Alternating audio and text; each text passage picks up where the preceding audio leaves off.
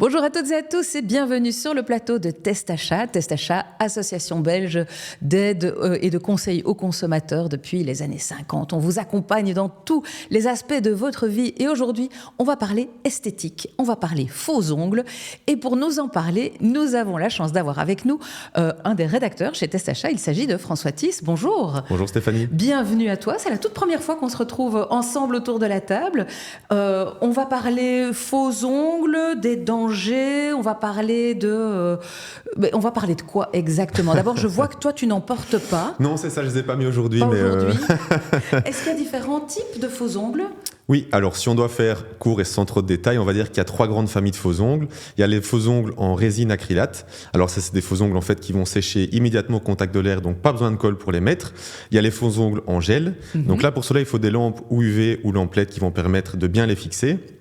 Et puis enfin, il y a les simples ongles en plastique, donc des petites capsules qu'on vient fixer à l'aide d'une colle. Donc voilà, 3 grandes familles, on va dire, et donc on comprend directement que c'est 3 manières différentes de fonctionner. Et chaque manière de fonctionner présente des risques différents ou des avantages différents? Qu'est-ce qu'il faut voir? Oui, voilà, c'est ça, avantage ou risque, ça va dépendre un petit peu, mais en effet, les risques ne sont pas mortels, je vous rassure, les faux ongles ne vont pas vous tuer, mais c'est vrai qu'il y a quand même certains risques, il faut en être conscient quand on décide de se poser des faux ongles. D'accord, bon alors développons un tout petit peu, quels sont les risques par famille d'ongles différents?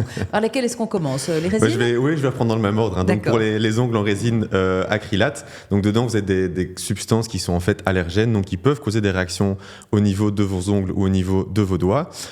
Pour les ongles en gel, par contre, là il y a 2 types de problèmes qui peuvent se poser. Premier type de problème, c'est à la pose. Donc, comme j'ai dit, il faut des lampes LED ou des lampes UV.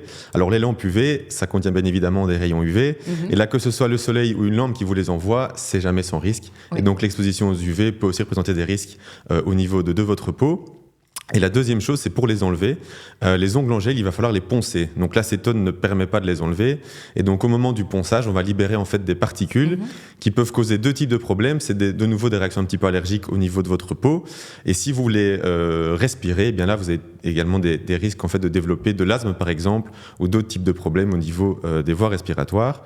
Et enfin, pour les ongles en capsule, là, le problème, ça va être les colles qu'on utilise en fait justement pour les fixer sur les ongles, qui peuvent de nouveau causer en fait des réactions allergiques au niveau de vos ongles ou de votre peau.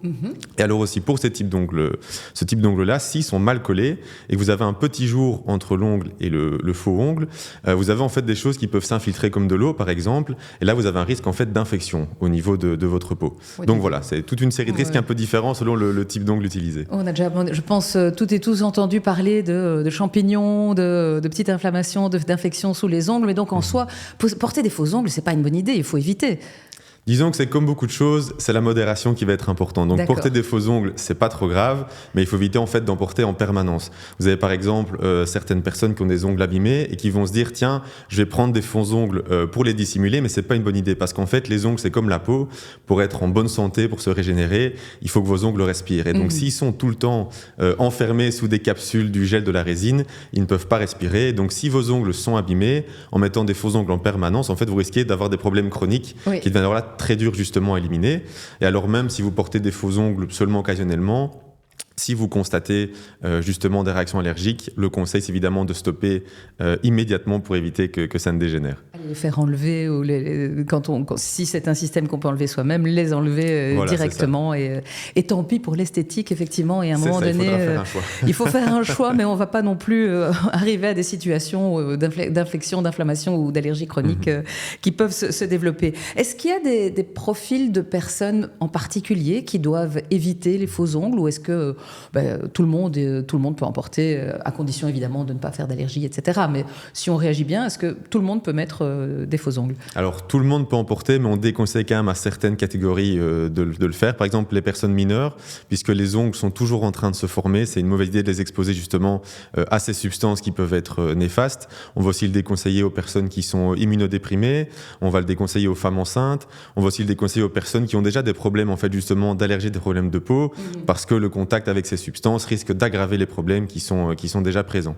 Et alors une chose aussi qu'on sous-estime parfois, c'est que bien évidemment les personnes qui en portent sont sujettes à des réactions, mais les personnes qui en posent également. Oui. Donc les personnes qui se chargent de poser ces faux ongles, en fait, ce sont elles qui ont le plus de risques de développer des justement réactions allergiques et autres. On estime que entre 1 et 3% des personnes qui en posent peuvent développer des réactions.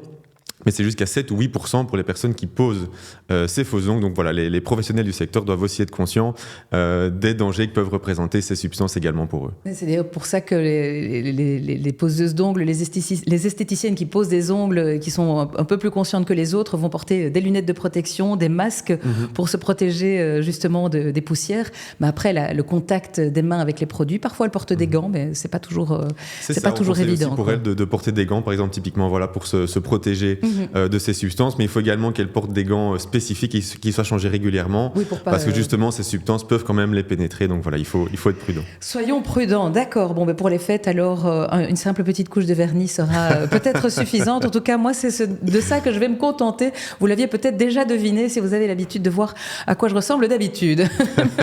Mais écoute, merci beaucoup d'être venu parler de tout ça avec moi, plaisir. François, et puis d'avoir un peu éclairé nos lanternes sur les faux ongles.